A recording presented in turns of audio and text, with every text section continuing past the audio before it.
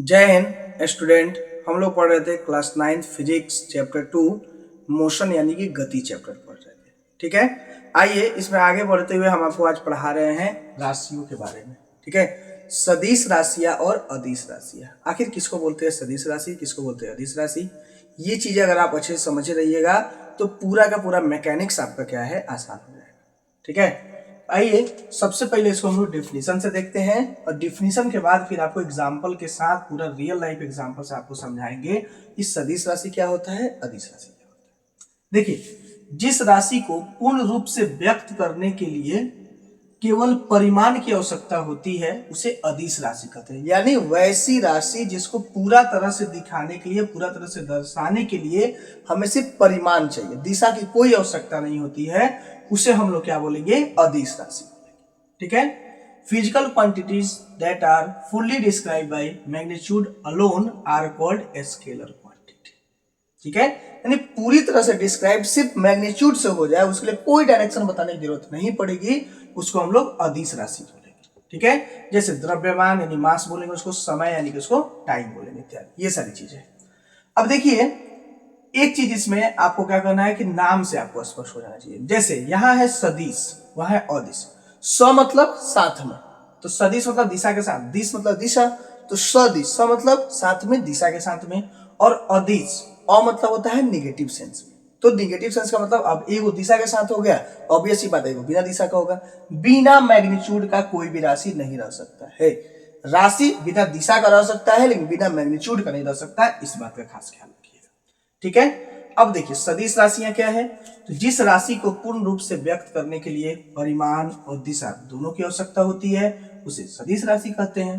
ठीक है, यानी वैसी राशि जिसको डिस्क्राइब करने के लिए पूरा तरह से हमको परिमाण भी चाहिए, दिशा भी चाहिए, उसको हम लोग सदिश राशि बोलेंगे। Physical quantity that are fully describe by magnitude and direction are called vector quantity. पूरी तरह से डिस्क्राइब करके जिसको मैग्नीट्यूड डायरेक्शन दोनों चाहिए उसको हम लोग सदिश राशि यानी कि वेक्टर क्वांटिटी। अब देखिए, द्रव्यमान है हमारे पास। अब मार्केट में जाते हैं तो मान लीजिए बोलिएगा 5 केजी हमें आलू दीजिए, 2 केजी हमें चीनी दीजिए, यही बात करते हैं। और इससे दुकानदार पूरा आपको क्या है दे भी देता है, इससे यानी राशि ये पूरा हो जाता है। ये थोड़ी बोलते हैं कि 5 किलो राशि हमको उत्तर दिशा में चाहिए, 2 केजी चीनी हमको क्या है दक्षिण दिशा में चाहिए, दिशा की तो बात नहीं करते हैं वहां पे। तो इसका मतलब बिना दिशा का जो राशि पूरी तरह से व्यक्त हो जाए उसको क्या बोलेंगे हम लोग, अदिश राशि बोलेंगे, यानी कि स्केलर क्वांटिटी बोलेंगे। ठीक है, अब देखिए सदिश राशि वेक्टर क्वांटिटी क्या होता है।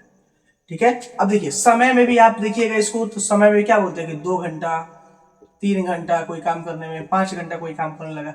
ये थोड़ी बोलते हैं कि 2 घंटा उत्तर दिशा में, 3 घंटा दक्षिण दिशा में, 5 घंटा पूर्व दिशा में, ऐसी तो बात नहीं करते हैं। यानी समय जो है आपका सिर्फ 5 घंटा, यानी कि परिमाण बता देंगे, तो सिर्फ परिमाण बताने से आपका समय क्या है बोध हो गया, समय का पता चल गया, तो ऐसी राशि क्या कहलाएगी, अदिश राशि कहलाएगी। अब देखिए सदिश राशि, जिस राशि को पूर्ण से व्यक्त करने के लिए परिमाण और दिशा दोनों की आवश्यकता होती है। ठीक है, इसको हम लोग क्या बोल रहे थे, सदिश राशि बोल रहे थे। ठीक है, physical quantity that are fully described by magnitude and direction are called vector quantity.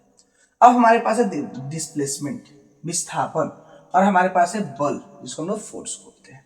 अब देखिए, विस्थापन जो है हम आपको पढ़ाए हुए थे, किसी वस्तु की प्रारंभिक स्थिति और अंतिम स्थिति के बीच जो न्यूनतम दूरी होगा इसी को हम लोग क्या बोलते हैं, विस्थापन बोलते हैं।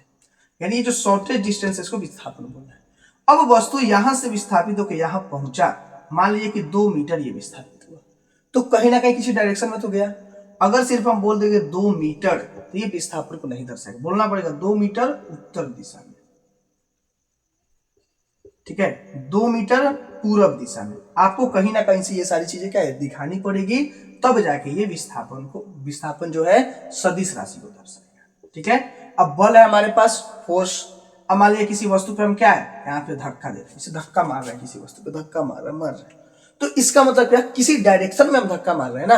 अब बल सिर्फ धक्का मार रहे, किसी वस्तु को खींच भी दे अपनी तरफ, तो कोई ना कोई डायरेक्शन आया, तो इसको बताने के लिए सिर्फ अगर हम बोल दें कि 2 न्यूटन का बल लगा रहे हैं तो इससे काम नहीं चलेगा। बोलना पड़ेगा कि 2 न्यूटन हम क्या है उत्तर दिशा में लगा रहे हैं, ये 2 न्यूटन हम पूरब दिशा में लगा रहे हैं, 2 न्यूटन से किसी वस्तु को धक्का मार रहे हैं, कि 2 न्यूटन से किसी वस्तु को खींच रहे हैं। ठीक है, ये सारी चीजें, ये सारी बातें आपको बतानी पड़ेगी, नहीं बताइएगा फिर इसको पूरी तरह से डिस्क्राइब नहीं हो पाएगा।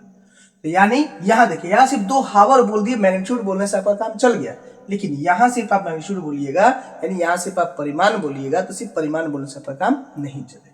ठीक है, तो इसके लिए आपको यहाँ पे क्या है, परिमाण और दिशा दोनों बताना पड़ेगा। तो जिस राशि को व्यक्त करने के लिए परिमाण दिशा दोनों बताना पड़े, उसको क्या बोलेंगे, सदिश राशि बोलेंगे। और जो राशि सिर्फ परिमाण से ही व्यक्त हो जाए, यानी उसको व्यक्त करने के लिए कुछ और नहीं चाहिए, उसको हम क्या बोलेंगे, अदिश राशि बोलेंगे। अब ये इतना इंपॉर्टेंट है कि इसके बिना मैकेनिक्स नहीं चल सकता है। ठीक है, तो फिलहाल आप इसको नोट कर लीजिए, आगे और भी चीजें हम आपको बताएंगे। चलिए, आई होप आपको मेरा वीडियो पसंद आया हो। वीडियो पसंद आया तो वीडियो को लाइक करें, चैनल को सब्सक्राइब करें। आप हमारे साथ फेसबुक, इंस्टाग्राम के माध्यम से जुड़ के या यूट्यूब वीडियो पे कमेंट करके आप अपने टॉपिक्स हमें भेज दीजिए। जो कुछ भी आप क्लास 10 तक पढ़ना चाहते हैं आप हमें बता दीजिए।